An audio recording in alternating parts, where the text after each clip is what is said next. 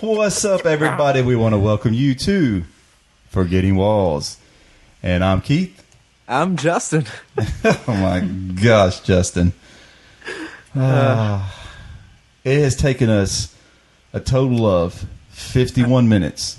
Yeah, it's almost been about an hour. Of us, trying to figure out the freaking mics and how to get everything, because we had some technical difficulties coming into this podcast. But we're proud to present we're pretty good right now. Can you hear me? Yes, I can hear you. And I can hear you. Fantastic. Can you hear this? Bueller. Bueller. That's a record. That, my friend, is a record. We got it in before. Wow, we're in less than the 2-minute mark, and I've got it in already. We got it before we introduced our guest. Yeah, that's right. Our guest this week. Yes. Ooh, that one, that little Get rid of that burp. Yeah, that Shiner burp hit me really hard. Our guest really liked that. Yep. Well, you know, every week we say we want to introduce you to a special guest.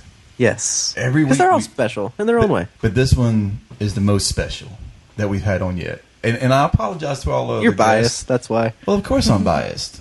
You know what I'm saying? So, should I just let her introduce herself? Yeah, go for it. Special guest. Can you introduce yourself, name, what's going on in your life, what you do, boys you're not supposed to be dating, things like that. At least give us your name. My name's Jade. I don't know. Wow, this is going to be interesting. So, yes, who are you besides Jade? Your daughter. Ah, see, yes. She is my oldest daughter. There we go. And me and Justin we weren't really fumbling for guests, but we did have a guest lined up. And Mr. DJ Soup E. May remember him from episode 12. Yeah, exactly. He actually had the pleasure of being called into work when he wasn't supposed to work. So yeah, we're sad he's not here with us, but yes, but we're gonna try to make it up with my daughter, and hopefully she'll live up to the podcast reputation that I have set. Which is not very high. Yeah, the bar is really low. The bar is really low, so it's all good. But anyways, Justin, how's your week been? It's been good. A lot warmer weather here in Boone, but that's about to change. I think it was like 60-some degrees today, which is really nice. Boone, everyone's out on like Sanford Mall, has shorts and all that stuff. But I think Saturday it's supposed to snow. So that does not deserve a round of applause. That sucks. That freaking sucks. You know, I'm so sick of it. Okay, but to be fair, we usually get at least one snowfall like after spring break every year, so I'm hoping this will be the only one, and then it'll be smooth sailing from there on out. Well, I hope that everything will work out to your advantage. Thanks. Coming up, yeah. Actually, wow, it's going to get a little cooler here for a couple of days as well. Yeah. I think Saturday will be down to 55. Ooh, for the high. Now that's kind of cool for us. Especially when today was about 73. Oh gosh, It was killer. Yeah, it was kind of nice. And Jaden then went to the pool yesterday. Nice. They went out to the Was pool. it yesterday? Yeah. Yeah. Yeah, we're trying to teach her how to talk into the mic. So if she's kind of low and you don't hear what she's saying, I'll just smack her. Because, hey, guess what? She's my daughter. Oh, no, that's child abuse. I shouldn't do that, huh? Yeah, child abuse. I'm not used to just talking to a mic. Because you're all over the place. A little out there, right? Yeah. Yeah. Anyways, Jay, this is the part of the podcast where me and Justin become two old men and talk about the weather. Talk about the weather. That's exactly what I was about to say. Yeah, this is our How's old. the This weather over there, Keith. Weather here is nice. Gonna get a little bit colder. But yeah, he doesn't sound like an old man, does he? I don't know what that was. Justin. But yeah, so other than that, the week's gone pretty well. Classes have gone well, all that stuff. So I'm probably buying a new camera sometime soon, so that's really nice. Well, what are you doing with the old camera? I still have it, so Cool. I'll have two. That's nice. So I have a dedicated like video camera to do like video work with. Great. And then I'm purchasing this new DSLR to have. Yeah, it's I'm really jealous. nice, and I'm getting it for a steal. Really? Yeah. Nice. One of my friends, he's a photography major. He upgraded and got new equipment, and I so like he's it. selling his old stuff. And I've known him for years. So You gotta love when you can get the cheap stuff off the upgrade from another friend. yep, That's how that's how I've gotten all the kids' iPhones for so long. Everybody else upgrades, and they're like, "Well, what are you doing with the old phone?" Nothing. It's just going to sit around. Well, would you mind donating it to?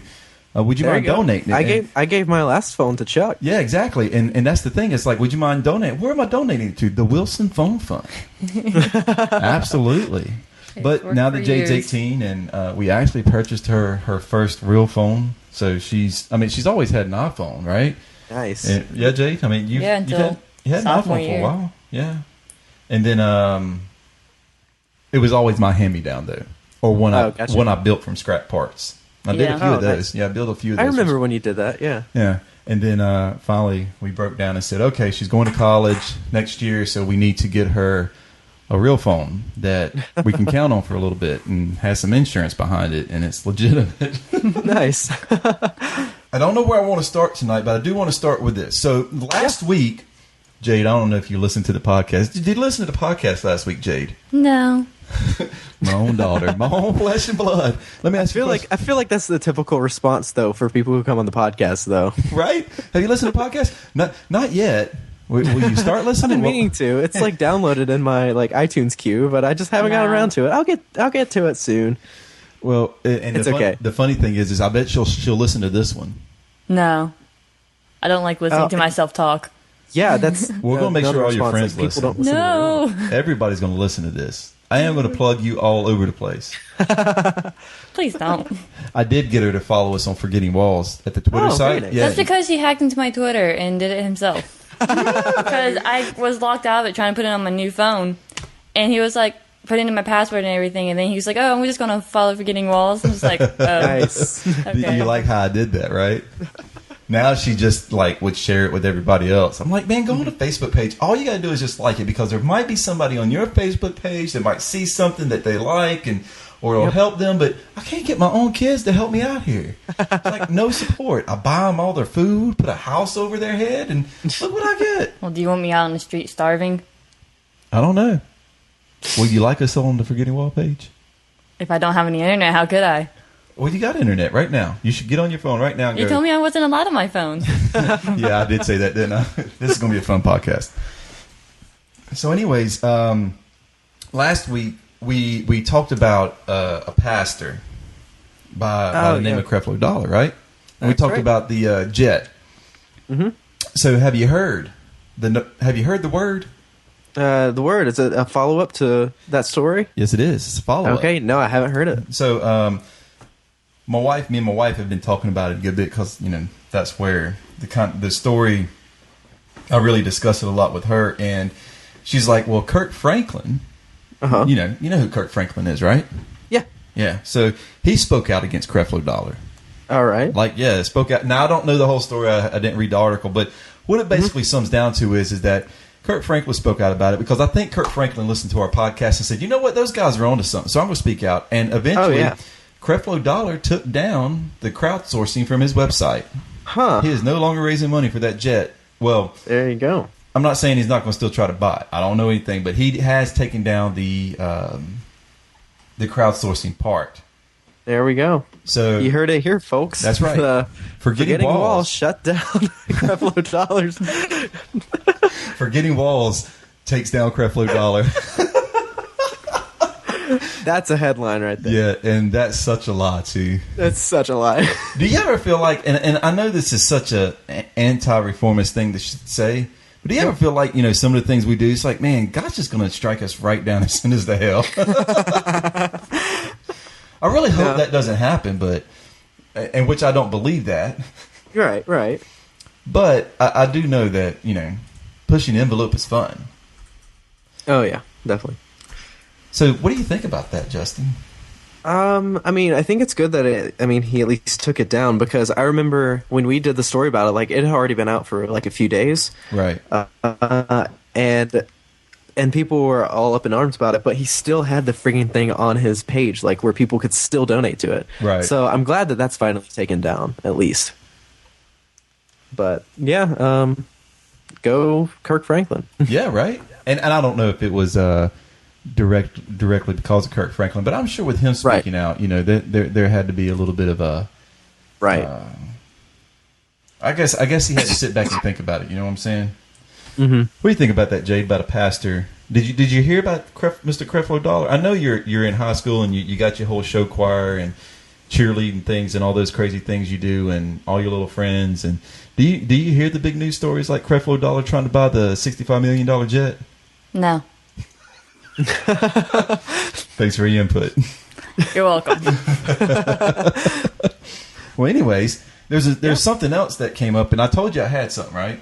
Mm-hmm. Had a little article for you, right? Actually, yeah, but you wouldn't tell me what it was. Oh my gosh, I'm really curious to hear this. I actually got two things. One will kind of pique your interest a little bit, and the other one is going to floor your butt right on the floor. Well, I'm excited. Well, the first one is I've been listening to some podcasts, and this kept coming up, so I really wanted to check it out for myself. So there's this place up in Maine. It's a bed and breakfast, right? And the lady who's owned it is getting rid of it. Okay. Guess how much you can get this, and it's valued at I think the tax value on this place is $900,000. Okay. How much do you think? Now Jade is able to read this, so I'm asking you, Justin. Okay. How much do you think you can get this bed and breakfast for?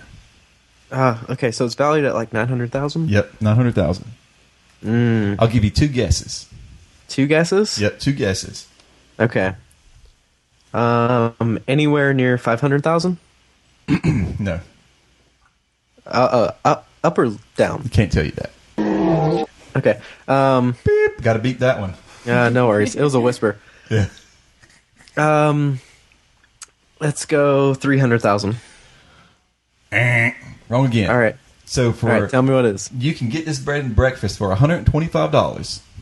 Oh, wow. With the stipulation that you win the 200-word essay contest. Okay. 200-word essay? The lady, and I'll give you a little background to the story, so... Okay. If I can find my mouse. Wow. Oh, there we are. We have a lot of... My trackpad's not working on my Mac tonight. Oh, I'm having so many issues tonight. Anyways, it's a little lakeside bed and breakfast up in Maine. It's called the Center Lovell Inn. Inn. It can be yours for just a $125 entry fee for a 200-word essay contest. Now, she's been running the bed and breakfast since 1993, and she became the owner by winning a similar contest. Okay. So that's what's going on up there. Gotcha. She says whoever wins the essay gets the bed and breakfast. Okay. $20,000 to get them started. Wow. And let's see. What else? Oh, and the only stipulation is you can't sell it for 1 year. Okay.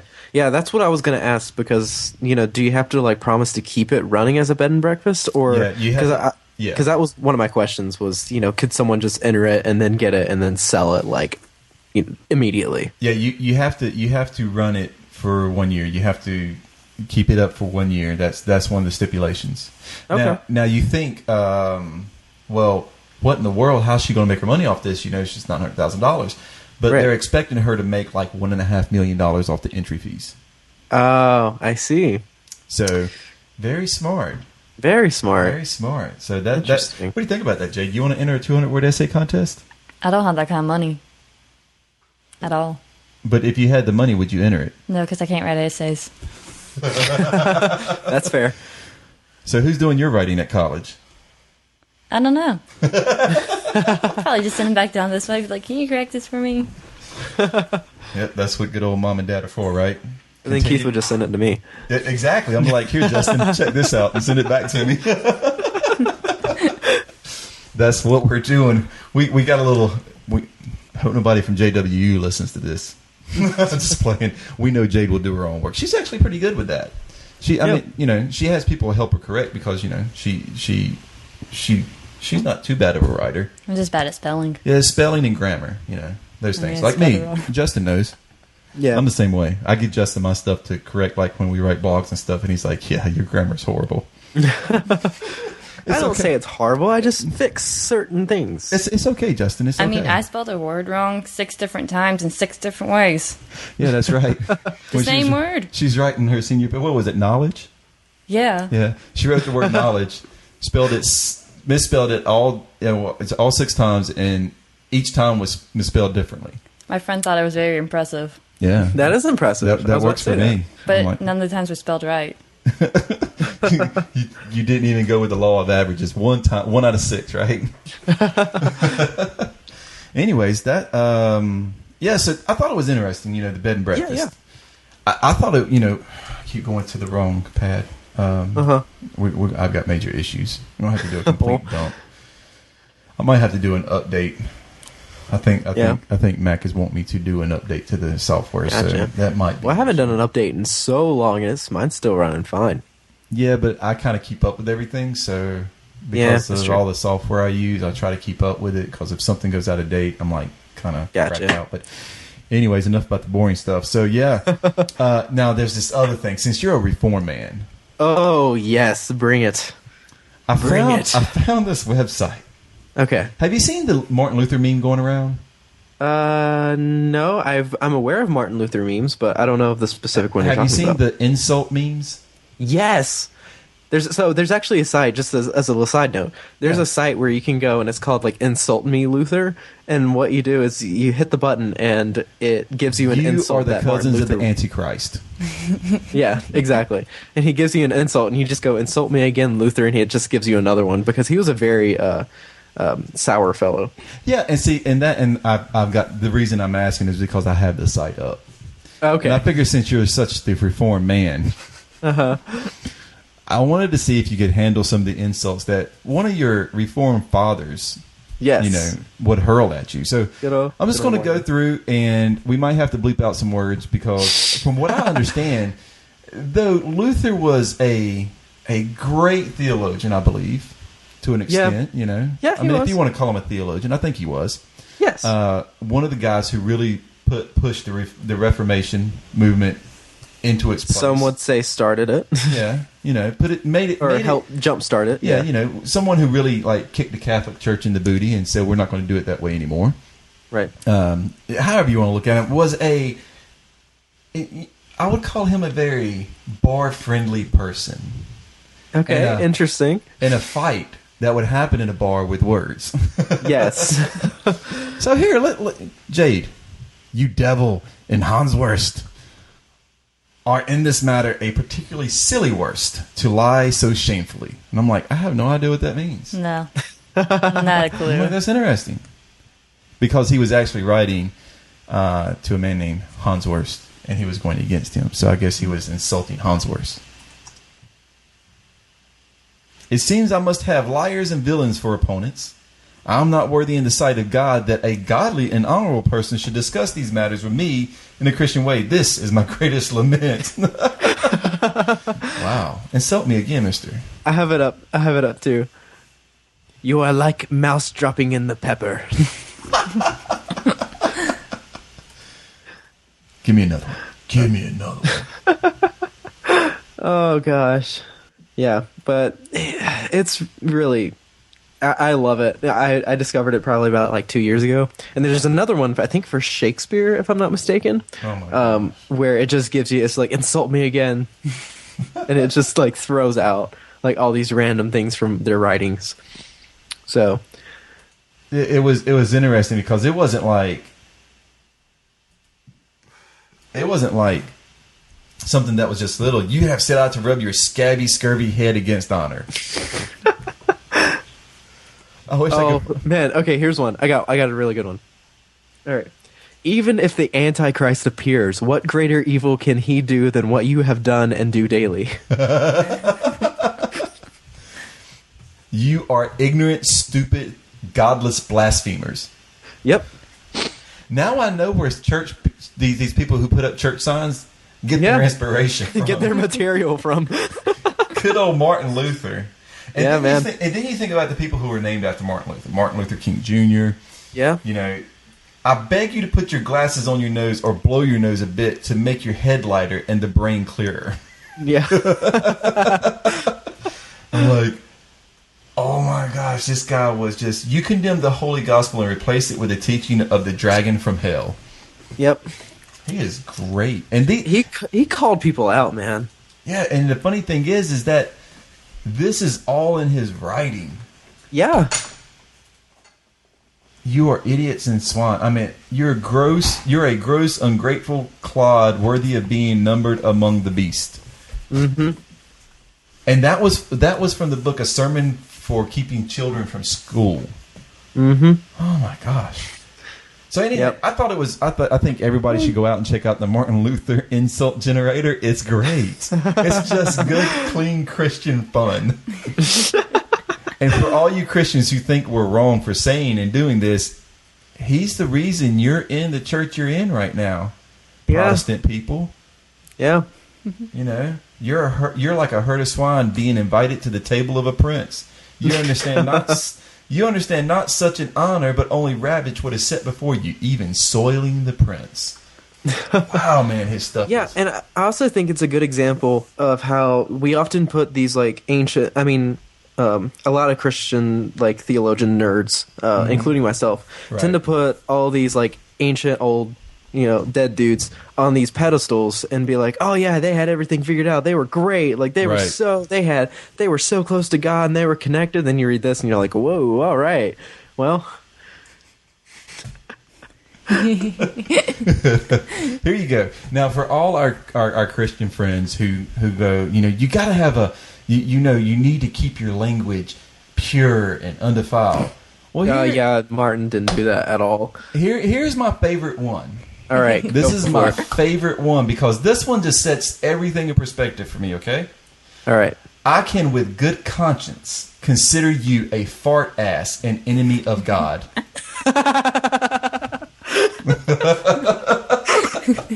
These are the words of one of our... That might be my new favorite insult. Fart ass. Oh my gosh. Now I'm going to have to do the bleepity bleeps on that part. I don't know. It's on the border there. I don't know. It's good. We'll see. I'll listen to it and see how bad it sounds. All right, cool. For everybody out there, if you want to have good, clean Christian fun and insult people in a godly manner, check out. Or you can just do whatever you do now. So, wow. I thought we'd have some more fun. You want to have some more fun? Let's put Jade to the test. Oh, okay. Jade, do you like tests? No. Really? I really don't. No kind of test. Well, the only test that I think people actually like are like personality tests, and that's because I think everyone inside is a little narcissistic.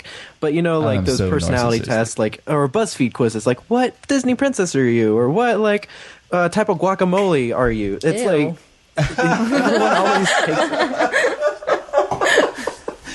Well, she made her opinion on that one, didn't she?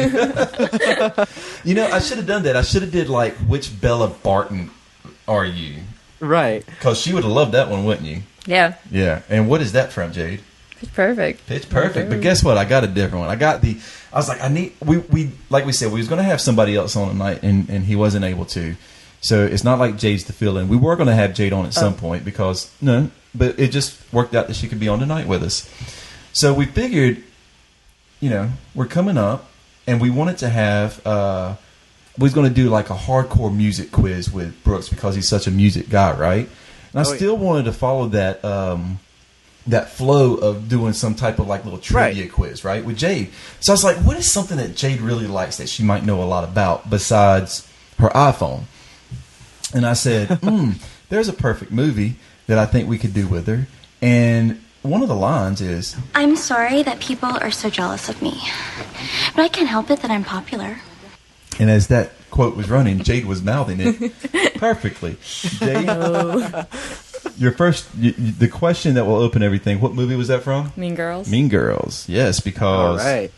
So fetch. What is fetch? Oh, it's like slang from England. There we go.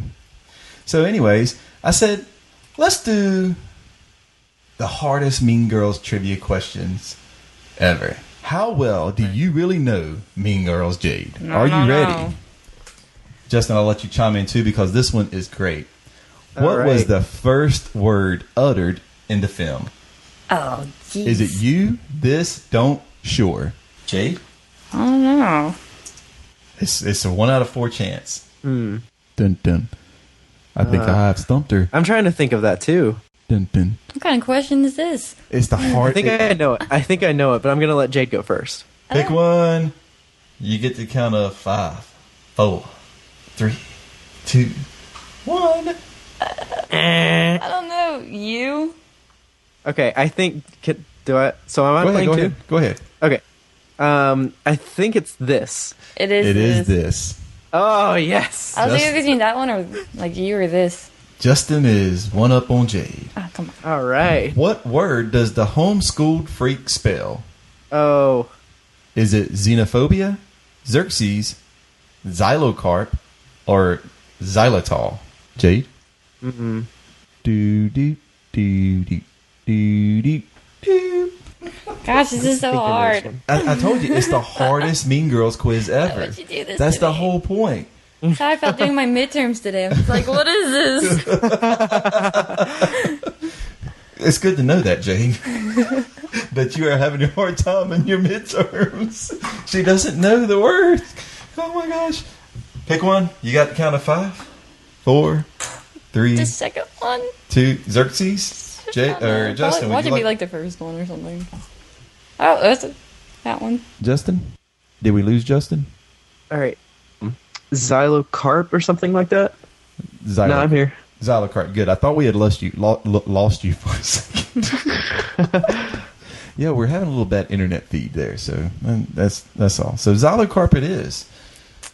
Wow. See, It's really hard. yeah, it is really hard. And at number 3, in what part of Africa did Oh my Caddy and her Katie. parents live? Katie. I'm sorry, Caddy. See, I even do it. Jeez, Keith. And she even corrected me. Caddy, Katie, and her parents live. In what part of Africa? Is it Never Said, Zimbabwe, Kenya, or Mombasa? I feel like I think I know this one too. I don't know if it was ever. Was this? Yeah, I'm with you there, Jade. I'm not sure. You're right. I'm going to help you out. It's Never Yeah. Said. It's Never Said. Okay. All right, good. So Jay's got 1. Cool. Number 5 is, what color is Mrs. Norberry's bra? And just to refresh your memory, you know that's the one who Tina Fey played. Is Yeah. it pink, purple, blue, or white? I think it was white. What What? It was. Oh my Justin, was it? What are the options again? One more pink, time. purple, blue, white. Is it purple? Yes, it was. This is really hard. In what year did the Bat I building gotta start burn watching. down? I gotta start watching this movie more. 67, 77, 87, 97. Oh, wow. Do you see that in the background? I didn't realize that I didn't until just either. now. There's a pentagram in the background of that scene. 67, 77, 97, or 87, Jade. 87? And it was 87.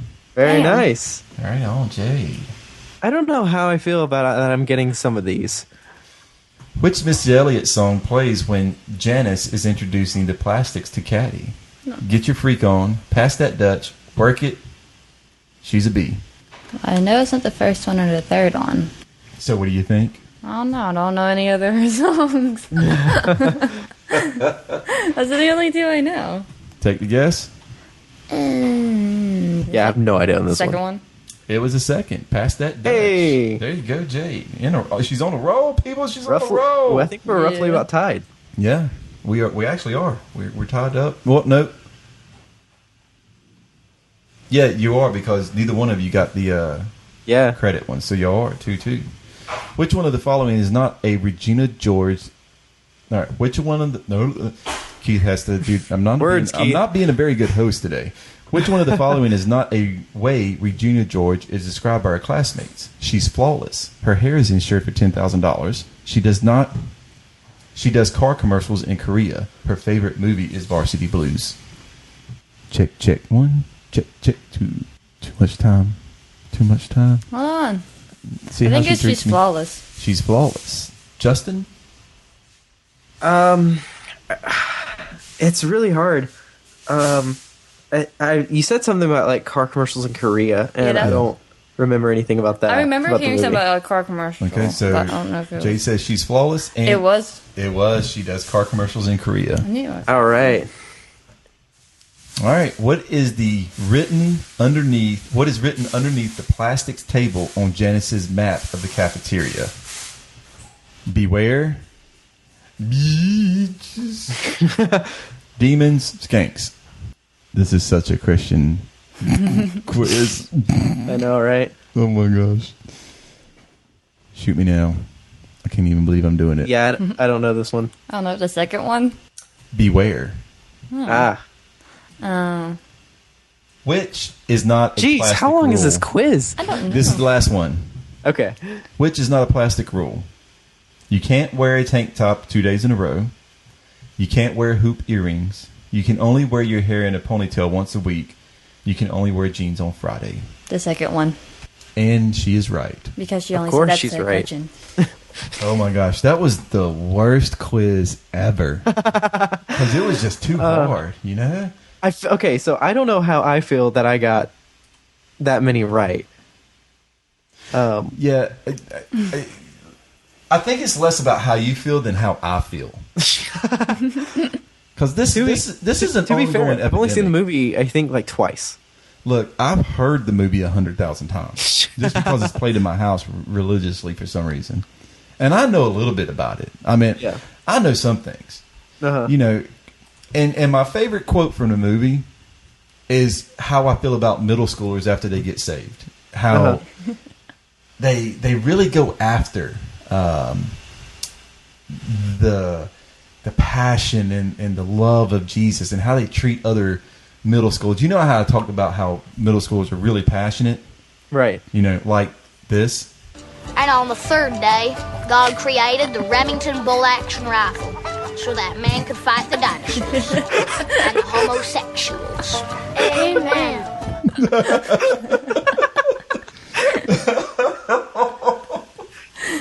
Oh my That was like the longest setup for that punchline ever. Was it not?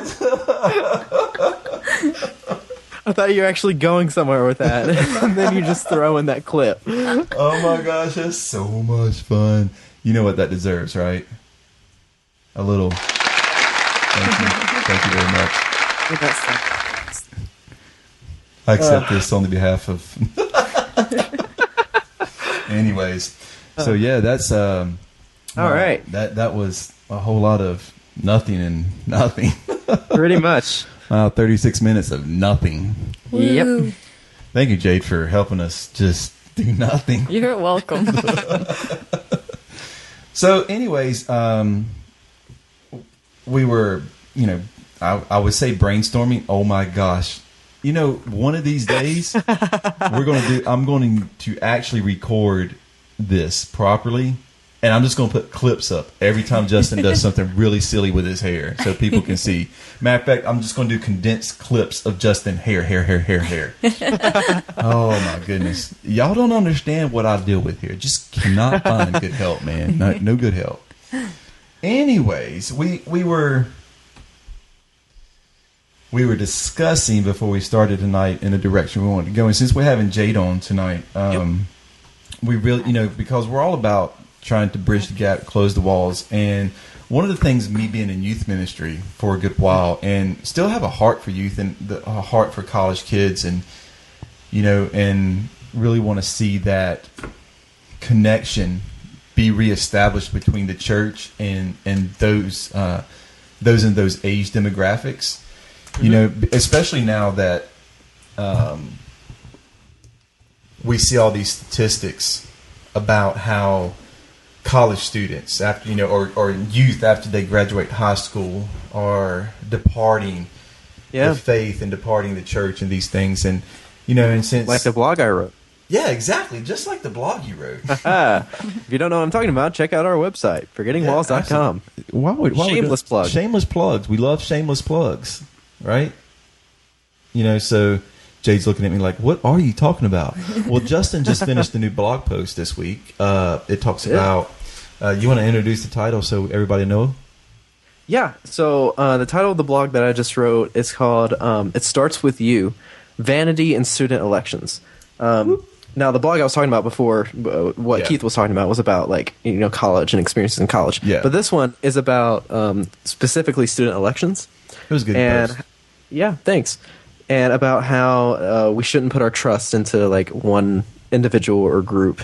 And it's sort of, I really wanted to rant about student government, but I didn't think that would be beneficial about all of its misgivings and everything. But rather, I kind of harnessed that negative energy and turned it into something positive. So it was. I hope. Yeah. No, I was going to say it was a well-written post. Oh, thank you. I did enjoy it. I wanted to change a couple things in it, but I'm like, I'm not going to mess with his original work. So. Oh, well, you could just told me. No.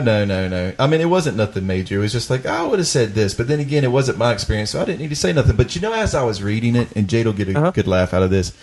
As I was reading it, the only thing I could think of was Sydney White. You've seen the movie Sydney White, Justin? Yeah. So all I could think about was Greek Row the whole time, like how you was talking about student elections and it's just the popularity contest and all these things. And I'm like, the only time I'm thinking about Rachel Witchburn the whole time. Rachel Witchburn. Vote for me. But you're right. It was a pretty good post, and I think that can kind of fit into a lot about, I think, especially in the South, church and youth ministries and youth groups, and it's kind of popular to be in the big youth ministries. I look at some of maybe the youth ministries, even that I've been in, and the bigger churches, the more popular churches, where the more popular kids go, always attract a lot of people, and it just seems like it's a lot to show, for the parents and for people. And I'm not saying they're not there for the right reasons, but sometimes it becomes more about look at me, instead of look at Jesus. Right. So it's one of those things, and I think that mentality that youth have, and maybe even parents place on youth have, affect those who really need. I mean, everybody needs Jesus, but there's people who really don't have a concept and understand who Jesus are. They've been pushed away by the church because of where they're at, what they look like, and things like that. So it's always interesting to me to see how that's treated and what happens to, and I know Jade will help us and speak from the perspective of she's always been in church. Right. And due to the fact that, because I've been a youth pastor and she's been in my youth ministry and she's been in the churches with us, but now she has the ability to make her own choices where she goes, if she wants to go, and we don't force those things on her, because as stupid as this may sound, because I'm a Christian, coming from a Christian, I kind of agree with Richard Dawkins a little bit about his indoctrination of children. Yeah. Just a little bit. I mean, I know I may get backlash from it. I really don't care. But I understand as children are younger, they're going to be around their parents and follow their parents, and their parents are going to put them into place. But I think there comes a point in a child's life as they're growing up, I can teach her my values. I can teach her my beliefs. But I can't force her to believe those things. Right. And I think we spoke about it before. And we'll kind of catch Jade up on it too, since she doesn't listen to the podcast.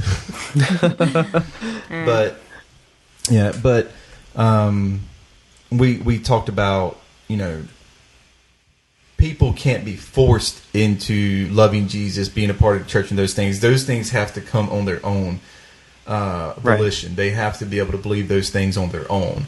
It's their choice to believe or not to believe, and you can't force them into that. You can indoctrinate them all you want, but that doesn't change their choices.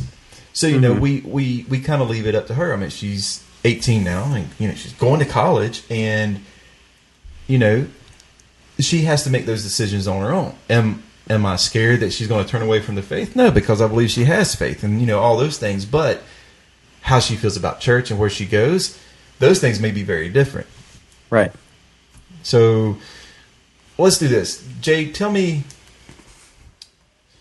when you look at, and I'm not going to say the church. When we say the church, we mean the overall church, the body of believers and things like that. But we'll do the quote-unquote church, like the little buildings that are around here and stuff. How do you feel about, from a youth's perspective, what goes on from how you see it? Maybe help me out here, Justin, so I can form this question better. You know, I don't want to lead her into something. You know what I'm saying? I want to make sure the question is very open-ended. Right. So, I guess, kind of what are you asking? I think what Keith's asking is more so about how do you see the church being portrayed and being lived out in the setting that you're in right now? Like high school. No. Which I know is a large question, but... Yes, that is a large question. But, I mean, I get where you're going with it. Right. Do you feel like you're welcomed at the churches? Yeah. How do you feel about if somebody asks you to go to any church in your area? Do you feel like, yeah, it's a place I want to be right now? No. Why not? I don't know. It's just, I guess, being in the church for so long, and then I did so much for the church. It's just, especially at the last church we were at, I felt like I was there too much, and it was just so much. I'm just like, I was done with it, and just, I just feel like I needed to break from it. Like, is it like a burnout feeling, or it feels like, you know, you just really wasn't doing anything? I mean, you know, kind of both. Yeah. Elaborate on that a little bit for us. So, because what do we want to do? We want the church to hear how the youth are being treated, and we want other youth to hear that are not going to church or maybe feel like you, that they're not alone and that their voice can be heard at the same time. You know what I'm saying? Because I think it's valid. I think you told me one day that I was like, why don't you want to go to do you want to go to church, this, that, and the other? And I think it came down to no, I really don't want to, because I'm just not really, I'm not basically down with that scene anymore, because the people are, you know, it's just the way that people treat you. It's what they expect from you and things of that nature too. So I'm trying not to put words in your mouth, so you tell us. I mean, yeah, but you basically said, it's just, I feel like people just expect so much of you, like, but they don't want you doing anything. Okay. It's like they want you to come and do this for you, but at the same time, it's like, what are you doing? You're not supposed to be doing this or something. I don't know. I guess I can understand what she's saying. It's like they want you to do so much, but they don't want you to do anything. You know, they expect you to do this, to be a certain person. And I guess this is as a youth, they want you to be an adult, but they don't want you to do any of the adult things. Yeah. You know, they want you to be in the church congregation, but yet when it comes time to actually live out something, well, you're just a kid, you can't do that. You know, you're just a kid, you can't do that. You know, I see that. I've seen that, which I always try to be different from that. I always try to get y'all doing very adult things. Mm-hmm. So it was a little bit different. What do you think about that, Justin? What do you mean by adult things, Keith? Well, like adult roles in ministry, like being a part of the adult serve. They want you to be in a big boy church, but they don't want you doing any big boy things. You know, well, maybe you can come and help us usher, or, you know, but as far as standing out and voicing your opinion about what's going on in church, like, you know, when you join a church, like, you know, we've seen youth come in and join a church, right? Yeah. And they become members of the church. They're a legitimate member of the church. They may be in the youth ministry, but they're a legitimate member of the church. Right. So let's just say when it comes to a business meeting, the great business meetings, right? And when it comes time to voice your opinion, well, that's nice, but, you know, you're just a kid, but yet you're a valid member of the church, right? So I kind of see your point, where they want you to come and sit and give if you can. But when it comes to making decisions, come to being part of like real ministry. Now they want you to go out and do mission stuff, but you got to do it within the youth ministry setting. You know, they want you to come out and do ministry stuff, mission stuff with them at the big boy level, but you got to do it in this general setting. It's almost kind of like we need to protect you so you don't get out, but they also don't want you voicing a real opinion because, of course, if it's too radical, well, we can't do that. You really don't know. And that's my favorite thing. You really don't know what, you really got to search what God wants for you. You got to, you're too young. You really don't know what God, and you're just starting out, you're just starting out understanding who Jesus is and just all kinds of crap. And it just feels like, they're suppressing God from being lived out through these youth sometimes. And I'm not saying any particular place. I just seen it from just, reading blogs, listening to other teenagers talk about these instances, college kids who've talked about how, they want you to show up. They want you to do all the big boy things, or they want you to do, they want you to be the big boy in church and do the big boy stuff, but they really don't give you the availability or the accountability or the responsibility to live those things. Like, speak at church, that's right. That's only within a youth takeover Sunday kind of thing. But, right. Don't step up in a business meeting and speak to the adults because we've been doing this for 35 years and you've only been doing it for 35 weeks. Gotcha. I don't know. Maybe that's, I can see it. Maybe that's a little overbearing of what I'm saying, but I just see it like that a lot. It kind of frustrated me because I was in youth ministry and I saw it happen a few times. I've taken a whole youth group to a business meeting. Yeah.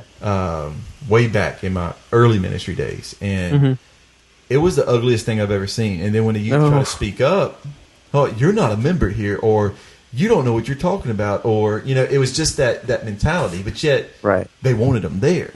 But why did they want them there? Right. I mean, that was just that thing. So, and when you're talking about youth in church, right? You're talking about or youth looking at the church. You got to feel that there's got to be some type of importance placed on the developing identity of these kids. Right. Like I said, I don't want to indoctrinate my children wrongly. I want to give them room to find their own identity, but I want them to find their identity in Christ. Right. I feel like, and maybe I'll put this over to Jade too, and you, Justin, since you're not that long out of high school, right?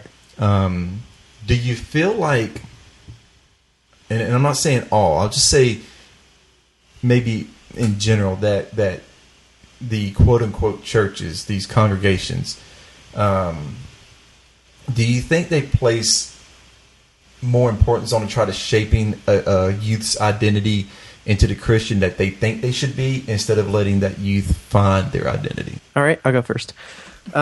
So I think, at least in my perspective, it's not just a Christian problem. So I'll answer the question first. I think it is definitely this idea of we want you to be who we want you to be. It's not this idea of, okay, well, we want you to be who. Well, that's hard to say too, because it is wanting to be who Christ has made you to be, but under what we identify as what we think Christ wants you to be. And I think that's the that's a problem with any group that you're in. It's, we want you to conform to the idea of what we think is acceptable, what we think is good, what we think is according to the system that we have created. And so I think it's more about shaping an individual into kind of this mold rather than letting the individual be themselves and let Christ shine through them, through their differences, through their even their struggles in life too. So that's just my perspective. But so what do you think about that, Jade? Do you think that that you feel like you have less room to be yourself in youth ministries and in churches than you want to be? Do you, and I'll take this a step further. Do you feel like you have to kind of hide who you really are sometimes because the way the church looks at, and I'm not saying the church, I'm saying like the people? Well, yeah, the people inside churches, the way they look at you. Yeah. I feel like I would have to feel like, or I wouldn't have to, but like most teenagers would have to, because there's people in the church who just judge them for like someone that they're not like them. Right. And like, especially in youth, because teenagers are all judgmental. And so like, they want to try to fit into the church and fit in with everyone and just not be themselves. Why do you think they're trying to fit in, though? I mean, is it this need to be a part of the church? I mean, I know, like, the more I'm outside the church, the more I see how people are really distancing themselves from the church because of that. But here you're saying that there's this need to fit in, so they're trying to get inside the church, and they're trying to fit inside that mold that everybody else is setting up for them. I mean, I know. Maybe it just, like, depends on the person. Because some people, like, I know people who are, like, backing away from the church scene. And, like, because of how everyone is, like, judging them and looking at them. But I feel like I don't know, the kids are just, I don't know. Yeah, and I think it comes down to, we all have this, innate desire to be a part of a group, to be in this community with other people, and whether or not it's your friends who go to church or someone goes to church or whatever, and you go to church because of them, or because you want to be a part of this community that your friend or your family is really connected to, and you want to be a part of that.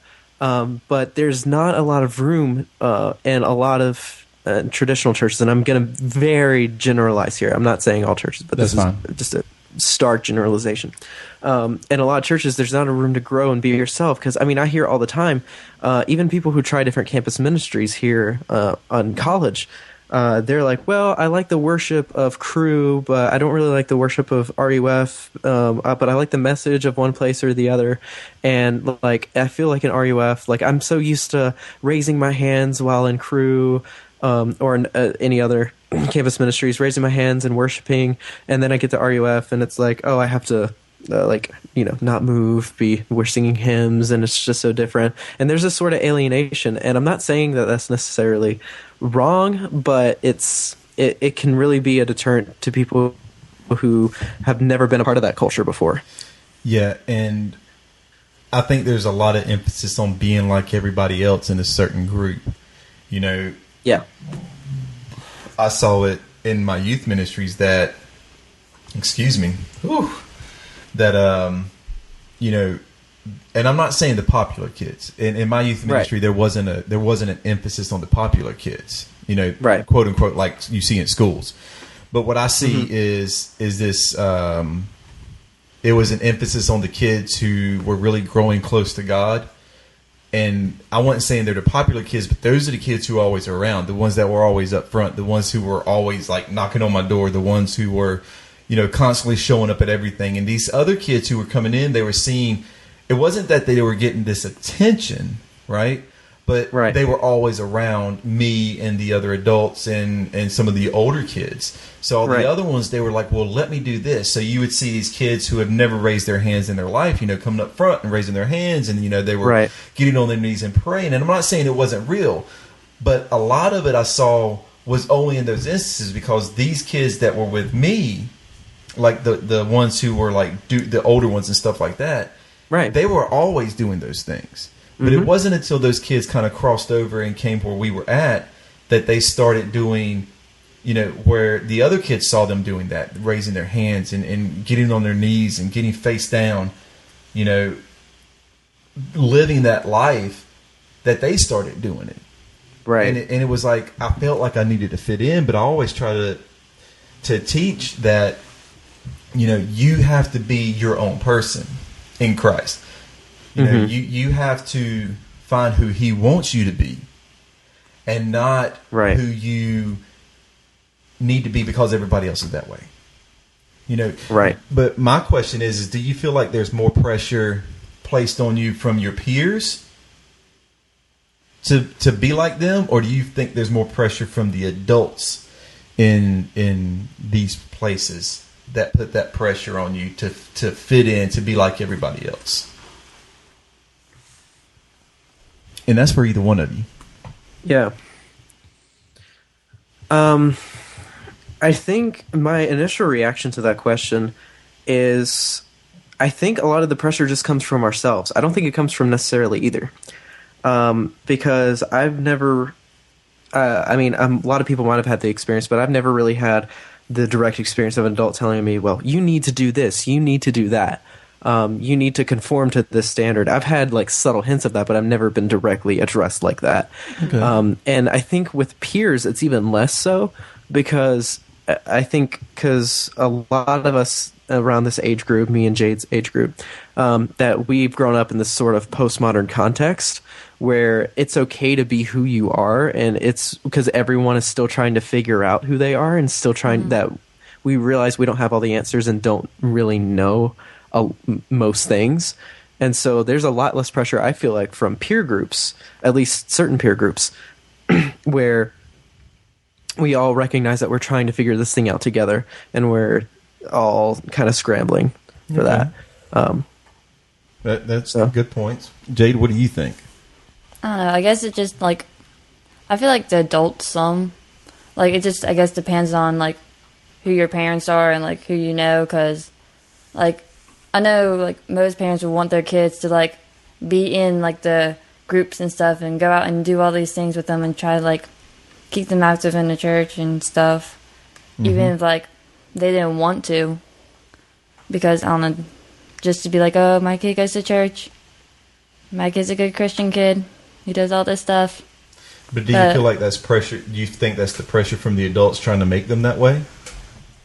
That, and maybe, like, I don't know, like, Justin, that's, like, somewhat of yourself, too. Okay. So you're putting like, trying to, like, go ahead. How do I word this? Like, I don't know. No, that's cool. I don't know how to word it. No, we tend to put a lot of pressure on ourselves to conform, to fit in, and to be like, I need to be like the rest of these people, or else I'll be looked at as weird, or I'll be looked at as not a part of this group. I'll be an outsider, and nobody that I know wants to be an outsider in a group. And so we put most of the pressure, I think, is stuff we put on ourselves that isn't even really there in the first place. So what you're both saying basically is that even though there's pressures that come from the outside, adults and your peers, the other teenagers, most of the pressure comes from within yourself because you're afraid to be different, and maybe afraid might not be the right word, but I feel that may be the best word to use. There's a fear of not fitting in, a fear of being the outsider, a fear of being the outcast. Right. That just makes me think of my show choir list. Because, I mean, we're doing all songs about, like, fitting in and bullying, all this stuff for this semester of show choir. So, I mean, that's all I thought of. You were saying, because, like, you said being the outcast, I just thought of Marissa singing her little solo. So, okay, well, let me ask you this question then. So, since we're trying to speak to speak to other Christians and say, hey, I want you to wake up to what's going on inside your youth ministries and things like that. Right.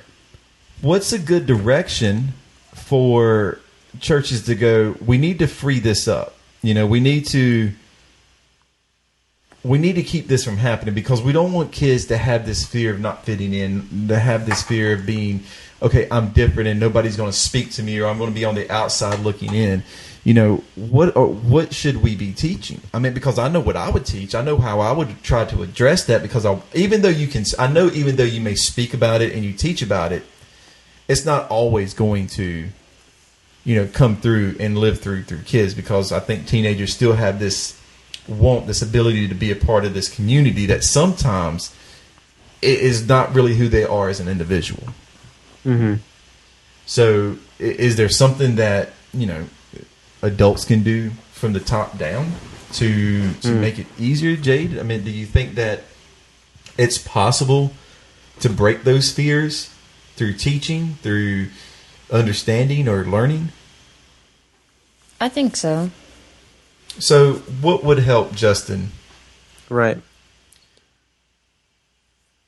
I think, at least from the top down, and I'm just talking from the top of my head here, but I think if there was a lot more acceptance and understanding within the church walls, and no matter where you come from or no matter what background you have, that you are accepted and are part of the church and not expected to change once you walk into the walls of the church, but still be who you are, even because we're all sinners at our core, and we're all like screwed up, and so I don't think it's reasonable to expect a certain standard of perfection because we can't attain that when we walk into the church. So I think embracing people who are different and who just loving them as who they are, without making them, well, you have to change that, or, oh, maybe you shouldn't, I mean, just love and accepting those who are different and going after those, because I've always been the kid in every kind of group I've been in who was kind of like the outsider, like the one who was really awkward, which really you find out almost everyone is really awkward. Right. Yeah. But I was always awkward and felt like I didn't really fit in.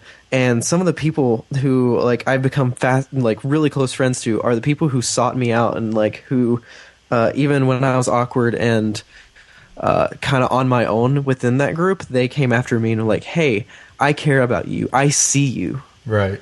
Regardless of what you think, someone sees you." And I think that's really important. No, I agree. Well, what about this? And we say from the top down, what if it was that we saw the adults try to be just who they wanted to be, or maybe not who they wanted to be, but who they are, not trying to fit into the clique of the church. Like I've got to look like this, I've got to be like this, because I guarantee you one thing, I have fallen prey to that. I mean, Jade knows. I mean, I've fallen prey to that in church a couple times where I, try to look like everybody else, wanted to fit in. But then there's a point that God kind of opened me up and said, "Hey, you can't do that." And I just became who I was. I didn't wear suits and wore jeans and have gauges, and hair was long, hair was short, beard was long. Right. Well, okay, the goatee was long. The beard wasn't. Grew the beard, and I just tried to be who I am. Me as a person, not having to conform to everybody else's standards. Right. But when you're in, I think when you're in these buildings with these other people, you don't see that happening. You don't see a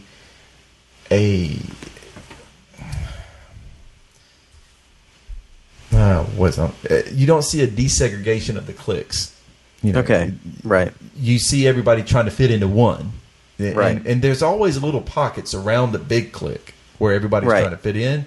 But somehow, some way, all these little ones are trying to feed into that and trying to feed in there and assimilate into that group. Right. But there's always one little group that doesn't. But overall, in most churches, everybody kind of starts becoming the same.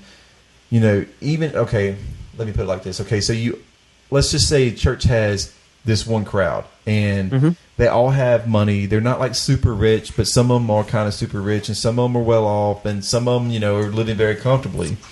Right. They have the little nicer cars, and they dress nice, and their kids are always into dresses and stuff. And then, you have a couple of families come in, not so much with the money, but in order to fit in those crowds, they change their appearance, they change their style, they change where they hang out, they change where they eat, so they can be a part of those crowds. And it's not about church, and it's not about Jesus. It's about fitting in and being seen. Like if I'm seen with these people, then I will be addressed like these people. Right. And sometimes, and I'm not taking anything away from people having money or anything, but sometimes those groups are the people who are working hard in the church and really trying to live for Christ and live for Jesus. And it's not that they are conforming to being like that group, but that's who they are. Right. But because of that need wanting to fit in, and I understand what you and Jade are saying about the pressure coming from the inside, that need to fit in with people, you change who you are. You try to change whether it's your, how you identify with yourself physically, mentally, emotionally, financially. You try to do all those things to be like those people. Right. But what if, people saw that? What if we just stood up and was accountable for each other, saying, don't do these things.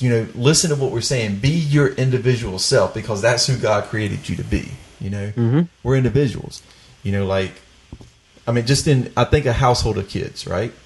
Yeah. All right. So the parents, you have your parents, and every kid, in our house we have 4 children. Well, I say 4 children. I basically have 4 adults now. But, all four of my kids, from the oldest being married now to the youngest in high school, they all have individual appearances. They have individual styles. They have individual activities. They all are very different. Not one of them are conforming to the other's appearance because of the way we treat each child. We want each one of them to be their own person. We want them to live to the potential that they were created in to be, right? Not the creation, like I don't want Jade to live up to what Ryan has to do, or Ryan have to live up to what Sterling has to do. So each one of our children has to live to the potential that they were created to be. And they were created uniquely different from each other. And you can tell it by just looking at them. And you can stand all four beside each other, and they're all very different. Yeah. From whether it's height, Jade being the tallest. I'm not the tallest. Well, you're pretty much the tallest. Sterling has me by like Sterling that has you by much. like a I don't want to be the tallest. I know. I want her to be the tallest. People, I I'm don't sorry. want to be the tallest. I was projecting 6'3". I only got 5'8" and a quarter. Still pretty tall. She's taller than you, Justin. That's true. That's not hard to do, though. Yeah. But, I think that... What? What? She what? See, she's texting? No, I'm just not texting. I'm just looking up. I'm sorry. Hey, I saw my names. I'm like, what? Yeah, see what I'm saying? See, can't even put the phone down. Even though I have the Kentucky-West Virginia game playing on my phone. There Yeah, you he's watching the game. There and I you can't go. look at like a something. Carolina lost, by the way. Woot woot. Yeah, I wanted them actually to take Wisconsin out, but anyways, that's another I did story. too. That's another story. That's another That's a story. whole nother. Ugh. All right. Anyways, Back to topic. Yeah, back to the topic. Anyway, so like Jade was saying, and you were saying, and I guess I was trying to make the point that you need to be able to have the room to be yourself, but when you put that pressure on yourself, when you're trying to fit in, you kind of lose focus on, and I think this is where most kids lose focus on God because they're trying to conform and they're trying to be like everybody else. They never really live up to their own faith, which, that's what you have to have. I mean, whether, and don't get me wrong, I'm not trying to say that, hey, every one of you need to be Christians, which I would love that. But I know that sometimes your faith plays out to where you become, you label yourself as an atheist, or you maybe label yourself as a Muslim, or a Buddhist, or whatever it may be that you find your faith, but it's got to be yours. It can't be somebody else's, because I see a lot. I mean, it's prevalent, and it's rampant amongst especially high school kids trying to be like everybody else. So when you live in a very Christian town, what do all the kids tend to be? Christian. Do you feel like that's how it is where you go to school, Jade?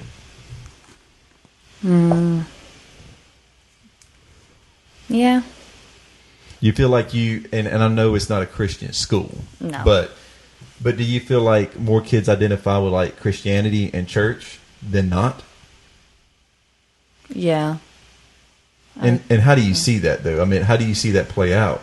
I mean, they're all identifying with, not all of them, but most of them are identifying with Christianity. How do you see that play out? Like, do you see that lived out? Do you see that as an important thing, or is it just an appearance?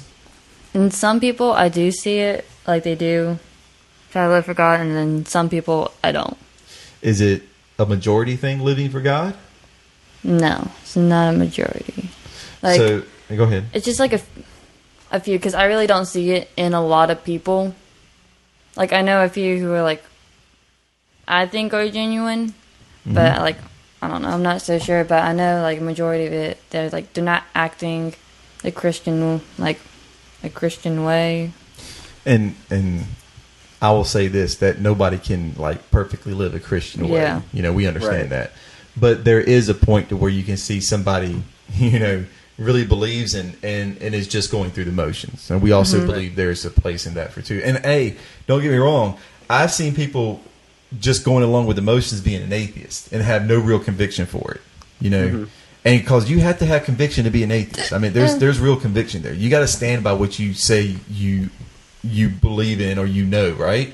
You just can't be wishy-washy. And I've seen some of them. I mean, so it's not just focusing on the Christians, but I think focusing on every side of it. But for us, speaking about Christians, well, here's my thing. If you could tell that, like, all right, so you got all the, let's just say you got a group of kids, 100 kids, right? Okay. and all 100 kids say that they are Christian. Okay. So how many out of 100 of those kids, and I'll give it to both of you, that you're in high school. Yeah. All right. How many out of those 100 kids do you think are really die-hard, loving Jesus Christians? Doom, doom, doom. I'm trying to fill the dead space. Doom, doom, Yeah. doom. I would say about 10. You say Yeah. 10? Wow, 10? I would say either 10 or less. Wow. Yeah, 5 to 10 is what I would say. Yeah. Wow. Okay, I don't see that that many. you know, that really shocks me from my point of view, but I'm don't get me wrong, I had a pretty decent youth group.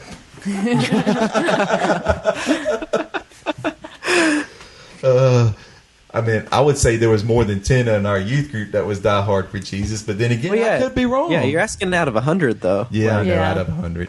But, yeah, so I guess, out of your average 100 kids who say that they're Christians, y'all say 10 or less. Well, here's my question. Well, here's the second part to that question. What would you tell the other 90-plus kids who say they're Christians who aren't? What would you say to them who are, well, let's just say maybe faking it or just doing it to show appearance? Mm-hmm. Justin, what would your advice be to them? My advice to them would be to look at your own faith, find out why you believe what you believe.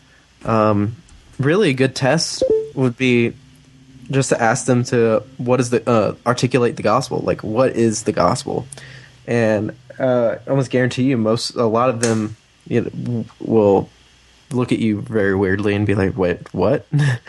But I think knowing the reasons for why you believe what you believe, and not just believing what your parents believe, because that's a very prevalent thing, I think, in a lot of teenagers, is that they've just grown up in the church, especially here in the South, is that they've just grown up in the church, and they haven't really critically thought about their own faith and their own religion. And when they're confronted with other systems of belief, they either get really defensive or they just kind of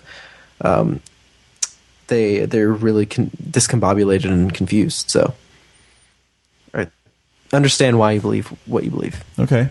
Jade, what would you tell that person who is claiming to be a Christian, but really, you can really tell that they're not? What would you tell them? I mean, and I'm not trying to say you're trying to make them a Christian. I'm just saying, what advice would you give them? Because why would you want to live a lie? Yeah. I mean, it's okay, because if you don't know, that's fine. Not everybody. Yeah. I mean, that's fine, because I think sometimes I don't know what I would tell them. yeah, it's hard because it's just like, just telling it, like, because you don't know how a person would react to, like, how would you say it? Like, if you'd have to know the person in a specific Yeah. context There to we be go. able Because to if you approach just, them. like, I like that. because if you say it in, like, the wrong way, definitely take it. Then they're going to be like, well, piss off. Like, I don't care what you have to say. Like, Yeah. So it just all depends on the person and, like, how well do you know them. No, I like like- that answer, because I think that's what people need to hear. Because here's what I'm saying. Okay, so, you're a Christian, right? And we'll say, okay, we got the 10. We'll say the 10, and then you got the other 90. The other 10 are the ones who are going to go after these kids who say they're Christians, not living it. They're going to throw things in their face. Now, Jade made a very good point. You just can't go, and you did too, Justin. You just can't go up and just start throwing stuff in their face, especially if you don't know them or if you don't have that type of relationship with them. So, so that's the point to where I was saying, we've always been talking about it's all about relationship. So, I think you're saying well, you just can't go up to them and say it. If you don't really know them, you have to know them. So you got to have a relationship with them, right? Mm-hmm. Right. So say you know this person. Say you have a relationship with them. Right. At what point do you say, do you say something to them? This is going to sound like a total cop-out, but it depends on the person. Thanks, Justin. It depends on the person. It depends on the person. You and Jade, it depends on the person. It depends on the person. Because it's not at the same point for each person. Like, some people, that I've talked to personally, like, I just mention I'm a religious studies major, and they tell me their entire life story. Oh, I love it. And I love that. I love that so much. And, like, they'll really, like, seek my advice on, like, religious things, and I'm like, wow, how do I have the authority, like, in your life to do this? But then there's other people who I tell that I'm a religious studies major, and they're like, oh, okay, and just kind of ignore me from that point, or they judge me to be like a really hardcore Christian that's going to judge them, which I always hate it when that happens. But it depends on the person, because at that point I can't really. Thanks for laughing. He's making me I'm laugh. sorry. I just keep thinking. They come up. What, I'm a religious study. Back away slowly. Don't look them straight in the eyes. No, Something like really. something. I know it something sounds Chuck would do. crazy, but that's what happens. Right. like- well, no, that like- was just the picture. The only thing I could think of was like as you were spinning that off, I was like, back away slowly. Yeah. Don't look at them and don't agitate the religious studies major. Yep. You might not get away. But yeah, that really happens. So it depends on the person. Like with the first person, I mean, you could kind of get into that almost immediately. Be like, well, you have to understand what you believe, and actually, at that point, you can engage in that conversation. But there's some Right. other people who are a lot more hesitant to engage at that point with those issues. So I know it sounds like a cop out, but No, it doesn't. It depends on the context. Depends on the person. I wanted you young bucks to answer the questions first. Yeah, All the talking I'm doing. you got some burps this evening. Well, yeah, it was the onions, man. I fixed a lot of onions in the rice tonight. You ate them. No, I didn't. Did you pick all the onions out of your food? Yeah, not all of them, most of them, because I was just like, wow, it tastes gross. I need to get that for a sound bite. That's mean. But I think here's something that we need to change in how we approach people too. It does. I agree that relationship is important, but I think what we need to be telling those people who are I'll just say that we think are faking it, and they may not be faking it. Right. We just don't really know, because sometimes I think it boils down to understanding who you are in Christ. But that's what I want to tell people. Look into yourself. Who are you? Is this who you are? Is this what you really believe? Are you doing it? And I understand it's hard for teenagers to break that mentality and that emotional bond with fitting in and wanting to be like everybody. And not that everybody wants to be like everybody else. I'm not trying to make the generalizations too. Right. But there is this, there's this time where, you got to see who you are. You got to find your identity, whether it's your identity in Christ, whether it's your identity in, in what you're doing in school, the job you want to be. I mean, it's like, and I'll make an example that's outside of Christianity. Girls, majority of girls, not a majority of girls, a lot of girls, maybe not even a lot of girls, just girls.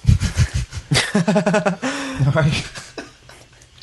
So Tread lightly what you're going to say next, Keith. yeah, it is. And you know me, I'm just so horrible with the whole feminist thing. But anyways, girls, not girls in general, but I do see a lot of girls, they date this boy in high school. They're with them the whole time, right?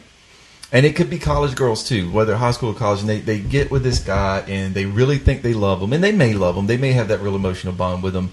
And then it comes time to go to college, and the guy's like, I'm going to college here. And even though this girl may have a scholarship or a ride or whatever it is to this other college or this college she's always want to go to, she says, well, I want to be so close to him because I want to be with him, and so I'm going to lose my identity, who I really am, and I'm going to make my identity in him, somebody who doesn't define me at all, and may not. And then eventually they go to college, and of course I've seen this happen literally 5 times. You thought I was going to say 100, right?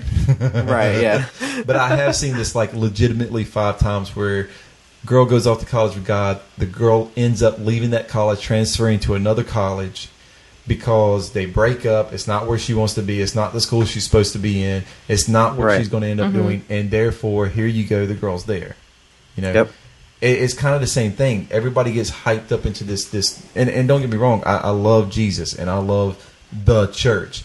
But there's so many times that teenagers get caught up into the youth ministry thing, and they try to identify themselves in that, but they have no understanding what it really is. They're only believing what everybody else is believing, and then they're trying to find their identity in Christ in another person, not in Christ alone through them. So they end up going to college, and then they start hearing these philosophies, and they start hearing these sciences and all these things that may have pushback to Christianity, and they go, well, that will have pushback to Christianity. Oh no, I absolutely. can attest to that. Yeah, and or or they go to a Christian college and then they're really bombarded with it, and then they're really put out to what they believe or what they think and believe, and then they turn away from it again there. Whether it's secular or Christian, I think it can happen both ways, because I think college is where you're an adult, then you really have to think for yourself. Right. You know, and here you got this person not knowing what they're believing, because they've always tried to find their identity not in who they are and who they were created to be in Christ, but in somebody else's identity of who they are in Christ. And that's a big downfall. So, I mean, I would absolutely tell those 90 kids or teenagers or college students, hey, find out who you are first. Because I don't believe that, you know, I believe that teenagers can make decisions for Jesus, really make that honest, say, you know, I want to be a Christian. I believe they can. But it's so hard for a teenager who hasn't found their own identity in themselves, you know? Right, who don't even know who they are as a person. Let me ask Jade. So you were trying to figure out what you wanted to go to college for, right? Yeah. Long time. And I think that has a big thing to do with finding your identity, right? Oh yeah. You know, what you really want to do. I think what you want to do in college is an identifying factor of who you are. Jade, when you started talking about college a couple years ago, right? Now you're getting ready to go to college, and you're going to college for a certain major, all right? A couple of years ago,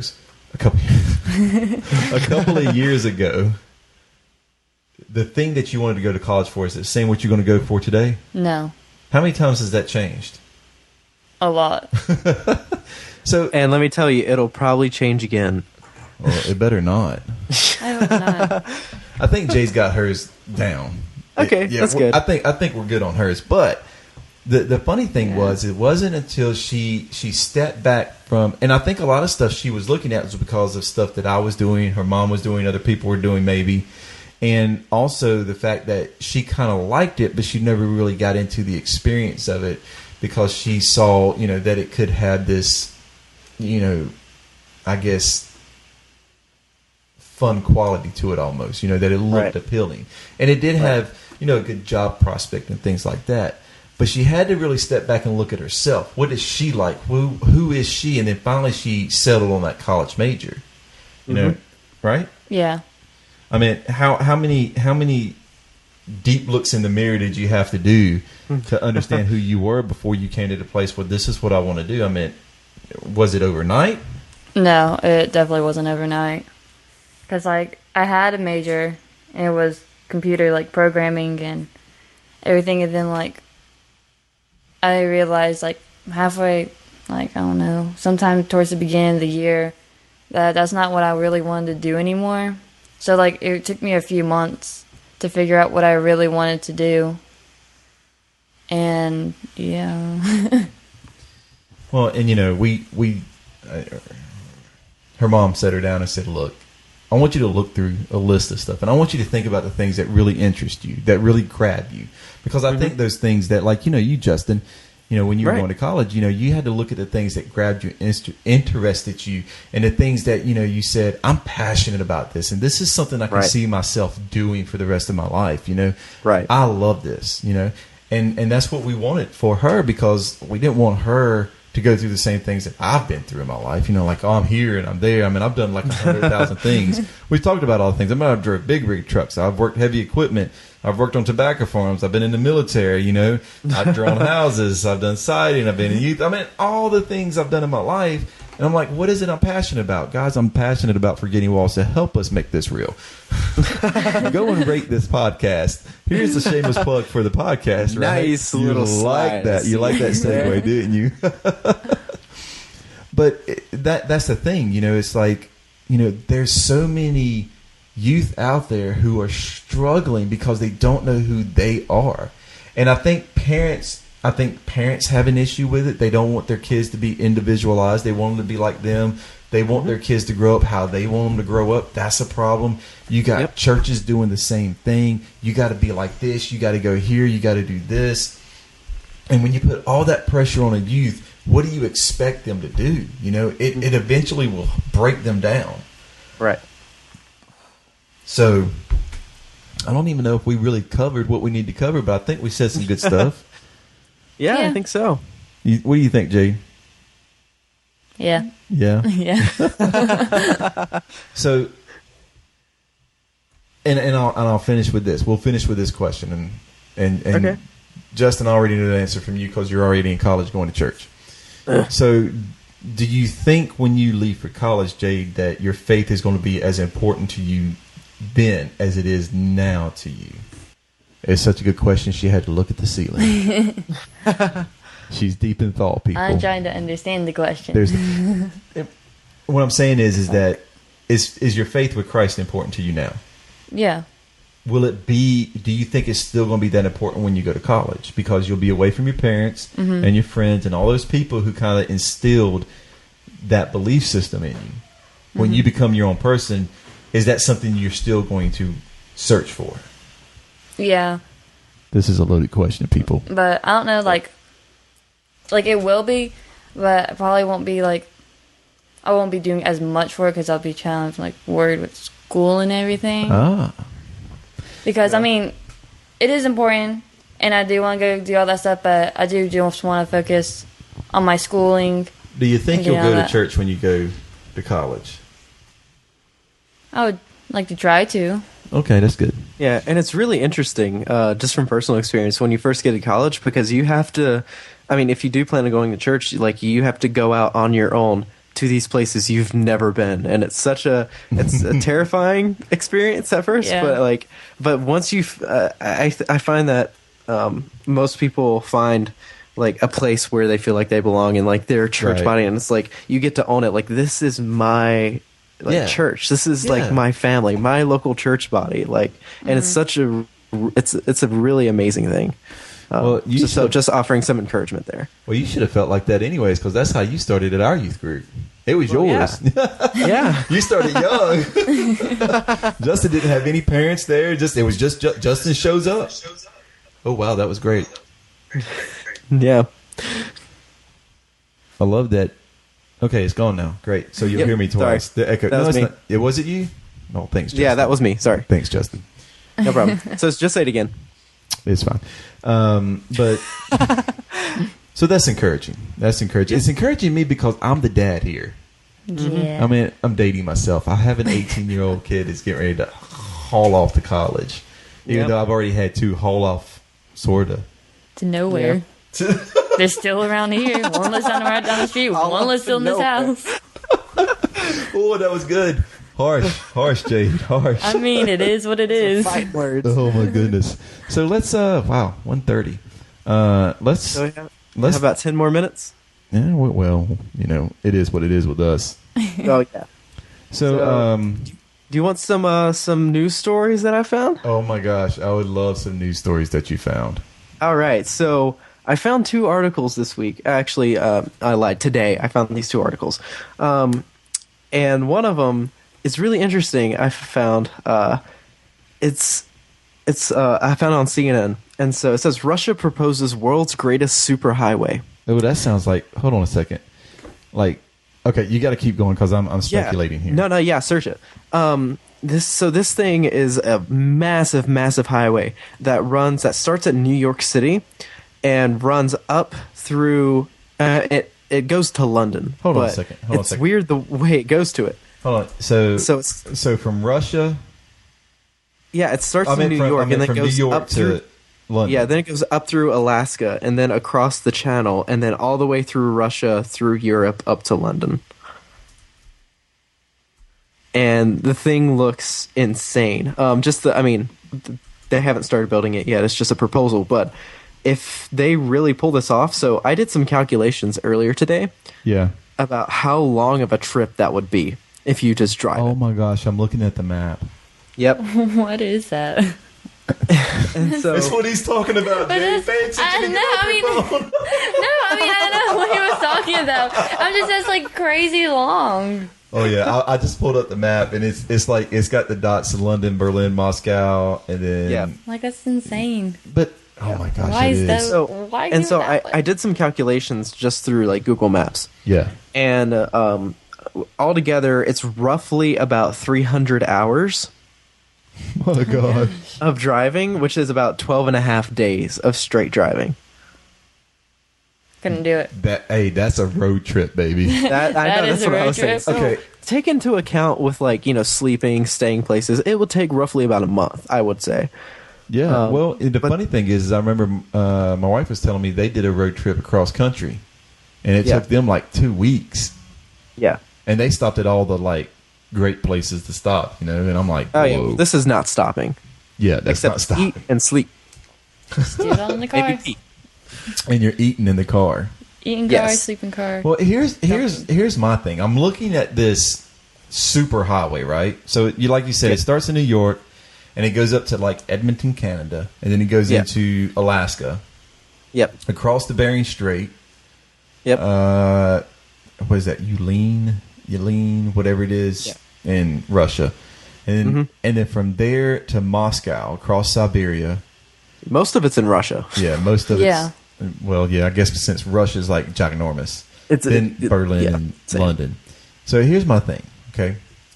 The majority of this road is going to be developed in the coldest places on Earth. Yep. That makes no sense. Thank you, Jade. No, not Makes at all. no sense. I understand why There was the gonna road be goes ice that way over. because that's where all the land is. Right. But it's gonna be like snowed over, especially in Russia. Yeah, I mean, That's how much snow and stuff there is. I mean, we're there. talking like Canada, Yeah. Alaska. We're talking going. I mean, you're going to have to be equipped with snow chains unless you drive at one certain time of the year. Is the only time I can see this happening, and that's like dead summer. And still, I think it's pretty cold in some of those places. Yeah. Yep. And so the theoretical drive would be about 8,064 miles. Wow, 8,064 miles. Yep. Just take a plane. Yeah. What the gas cost on that would be? I mean, let's see. A lot. Anywhere between that and 12,910 miles. I was getting ready to say, because isn't it like roughly about 3,000 miles from East Coast to West Coast? Yeah. Yeah. Because I remember, and this will date me, I remember when they completed I-40. I mean, completed the whole cross-country I-40 interstate. It's because they finished it up in Wilmington, as you know. Yep. And they put up a sign in Wilmington and it says like Barstow, California, 3,000 some miles. That's where 40 ends. Or goes to. And we thought it'd be cool to make that trip. Just leave it at that, okay? We thought it'd be cool to make that trip. Yep. So everybody can have your own imaginations of what happened, whether we win or not win. I'm just going to just leave it at that. I'm just thinking, okay, here it is. Okay, so you got some college students down at NYU, right? New York University. And they're like, oh, the Russian superhighway's built, right? Yep. Let's go on a road trip. Yep. At what point does that sound like a good idea? Well, to me, I love to travel, and I'd be like, yeah, I want to go to, like, Russia. I'm going to drive to Russia. Like, that's going to be great. And then I think about, like, probably a day or two into it, I'd be like, this sucks. I mean, you got to think that's... Better not You, have you, them. I mean, a round trip's 2.5 months easy. Maybe 3 months. Yeah. I mean, and that's if you stop and get the site, and take sites in for like 5 minutes. That is Right. crazy. Yeah. Russian superhighway. And here's my thing. This is Russians. And I'm nothing against the Russians. I mean, they're smart people and they got money and, their governmental systems, hey, yay, whatever. Right. But why is it the Russians that are proposing this superhighway? And who's really coming on board with this? Yeah. It's like, I don't want to be political, so maybe we just leave it at that. We'll just leave that. Second story, Justin. That's interesting. Okay. Second story is, I just sent it to you, but so you can look at these pictures because they're crazy. Oh, I got you. Headline: Jesus appears after rock slide in Colombia. This is the article. Jesus rocks. After a landslide last week in San Francisco, in Colombia, an image that some say looks like Jesus appeared, according to a Colombian paper, El Tiempo. If you believe in Jesus, you will see his image. Ximena Rosero Arango, who visited the site, said. Some landowners are now charging 2,000 pesos or 79 cents in American money for access to the image. Jesus is making plenty of appearances these days. Last November, he was in a piece of fried chicken. And in October, he was in a smoke plume. Have you seen Jesus in something recently? Get in touch with us. I'm looking at this picture, right? And my first question is in your mind, Yeah. what does Jesus look like? So Right. so we all have to think that nobody knows what Jesus looks like. Right. White people think he's, blonde hair and blue eyes, which we know that's false. Okay. Right. And then there's people who say, well, Jesus was black. And then there's people who say Jesus is this. Korean We all know Jesus. Korean Jesus. Jesus. But we absolutely know that Jesus is Jewish. So he looked like the Jewish people of that day in that Middle Eastern area of Israel. So we know he was a little darker skin, more than likely, probably had dark hair. He had a beard, maybe had some long hair. We really don't know, but we don't have we don't know what his face looks like. Right. That's just impossible. So here we got this landslide, and I'm looking at this picture. Uh-huh. And it... Typical Jesus I'm picture. going to be so blasphemous about this. But what I see more of is like one of the demon guys off of Buffy or Angel.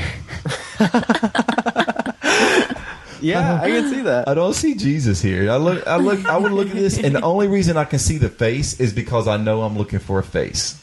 Yeah. Because that's what I'm looking for. So it's very interesting. But I Yeah. want to get to these pictures, these sacred sightings down below.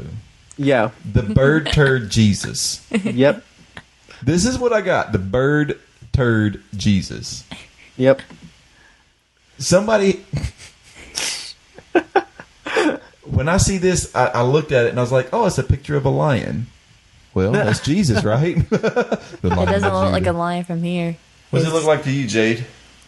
I don't know, some weird creature that's has a huge circular mouth and it's like it stuck out your brains to the back of your head. Jesus the Wraith. Jesus the Raven. Yeah. Treesus. I don't see Jesus. Yeah, me either. Wow, that's interesting. Virgin Mary in a log.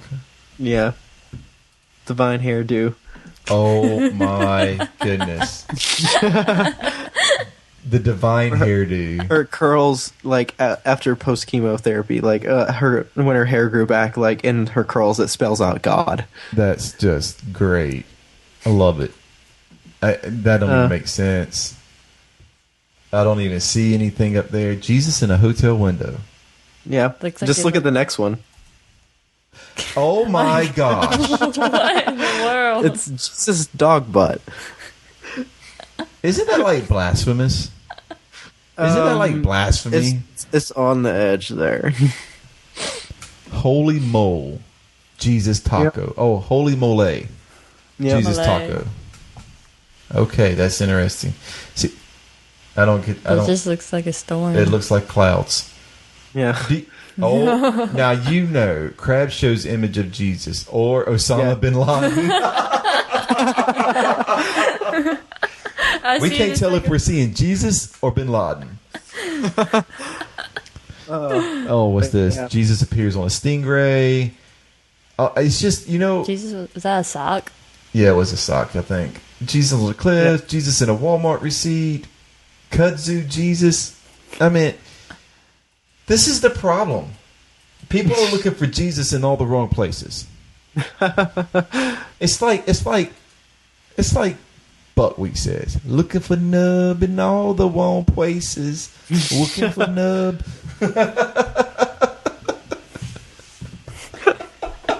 Yeah, but it's always interesting because you have these experiences and you have these things that people see and they're convinced that it's some sort of divine intervention. It's some sort of miracle that this Jesus appeared in their sock or appeared in a piece of bird crap. It's and I don't know what it signifies to them, but I don't know. Maybe just that there is some sort of divine. I don't know. It's. Yeah. These aren't the droids you're looking for. These aren't the Jesus you're looking for. But that's my thing. I think it's we're putting so much attention and trying to find something about Jesus that's so tangible that's trying to prove him that we're missing that he's right in front of us all the time. And I understand.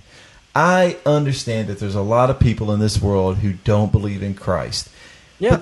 But that's what it's supposed to be. There's going to be a lot of people who don't believe. There's not going to be. I mean, it's just the nature of it. You know. Yeah. If everybody was going to believe in Jesus, then we could just go ahead and have heaven on earth here, right? I mean, he could change all that, but I think people are putting so much. They have to have this. I guess for me, I feel like they're trying to put their faith in something they can put their hands on.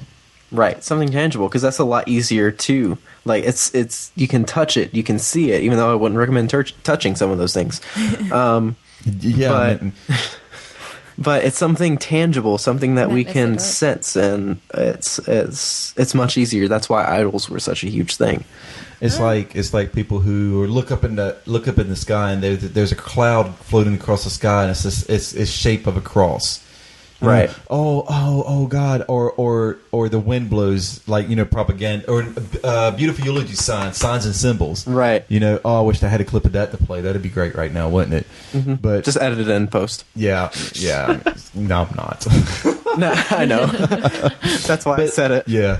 But it's just that nature that we're always looking for these signs and symbols. We're looking for all these things to kind of prove Jesus, and I thought that happens through the nature of our salvation through him. So, right. Yes, that's very Christian of us to say, but guess what? That's what we are, very Christian. Yeah. Well, although someone would argue otherwise. Yeah, I mean, it's just what it is. It's who we are. It's, it's what we do, and that's why we're on here. We would love to see people, really know Jesus, and man, we got to start somewhere, so that's why we started with the youth tonight. It's what we do. Jade? See? Wow. that Spanish is coming in handy there. What? Okay.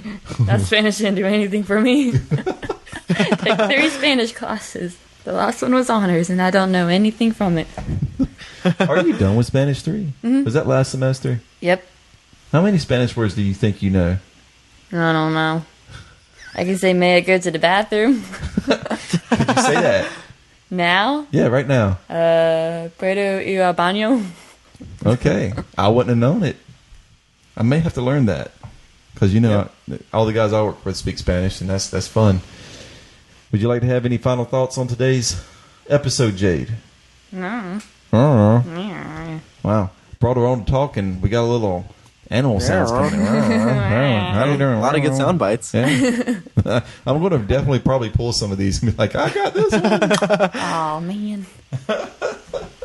Any shout outs? Well, Jade, it's been great having you on. Thanks. What did you say? I was. Me and Justin had thoughts at the same time. Yeah, sorry about that. So I was going to say, any shout outs? No. Okay, Justin. All right, yeah, it's been great having you on, Jade. We really appreciate you coming on really last minute. Absolutely. This is fine. Yeah. Maybe we'll have her on again and she'll talk more. Yeah. Sure, we'll see. Justin, as always, it's been a pleasure. Always, Keith. Little shout out. Don't forget, guys and girls, that we are on Twitter, as always. Yes, we are. At Forgetting Walls. Hey, check us out at Facebook. That's facebook.com/Forgetting Walls. Yep. And check out the new blog that just came out. Absolutely. There might be one coming out next week or within the next week or two. So absolutely, keep an eye out for that as well. Yeah, go check out the blog post. Leave comments on it. Yes, email please. us. Yeah, you go over and click on share your story, Jade, and give us your story on the website at forgettingwalls.com. You can click on share your story. You can share your story with us.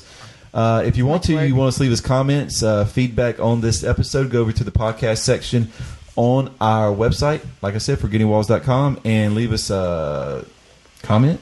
It'd be great. Yeah. We'd love to have some feedback. Hey, most importantly, guys and girls, if you see our Facebook page and we ask you to go rate and review us on iTunes, don't just hit the like button. Please do it. Go rate and review us. Stop being so silly, guys. Do it. We're looking to bring more people on the podcast, just regular, real people. If you feel like you want to be on with us, hit us up. We'd love to have you on. We're already lining up some people. We got some special guests coming up here in the future. Oh my gosh, yeah. I'm really stoked about a couple of people I just lined up tonight. Two. I know, I'm really excited about two. Oh, no, you only know about one. I know about one, but I think I might know about another. Might know about the other. But Yeah. we're lining up a couple people, man. Listen to us. Share it with your friends. We're not very professional, as you can tell tonight. We just like to have heck fun. no. Kind of talk about what we want to. And that's how it goes down. So with Yep. everything saying, Justin, it's time to sign off. All right, let's do it. All right. Hey, guys and girls. I'm Keith. I'm Justin. And always reminding you that people are not projects. They're people just like you and me. So love them like you love yourself. And guess what? We'll see you next week. Thank you for listening to the Forgetting Walls podcast. If you're subscribing to us on iTunes, leave us a rating to help us spread the word about this podcast. Remember, the only way this works is if you share your story. So be sure to visit the website and leave us a comment at forgettingwalls.com or find us on Twitter at forgettingwalls and facebook.com/forgettingwalls. Peace!